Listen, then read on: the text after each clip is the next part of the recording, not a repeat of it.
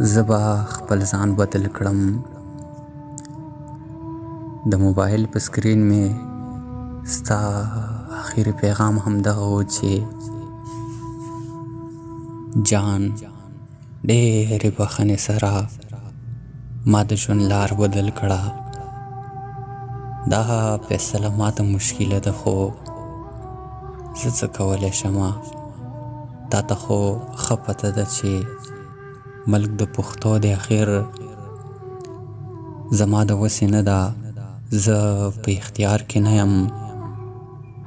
زما د ژوند فیصله بل څوک کوي او پښتنو پیغلو ته د ژوند اختیار چېرته دی؟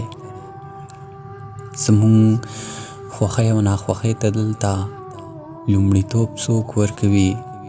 زه بغاوت ته آماده نه یم، هغه په دې نه چې په ژوند یېرېږم. ژوند خو مې یاره هسې هم وویلو.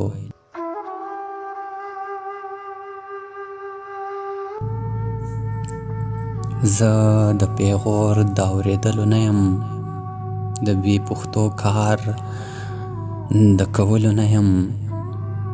زه تا ته دومره قدرې وایم چې ته خودکشي مه کوه، ته خودکشي مه کوه، د خپل ښایسته ژوند تباهي مه کوه. ته که کولی شې نو ته هم خپل ځان بدل کړه.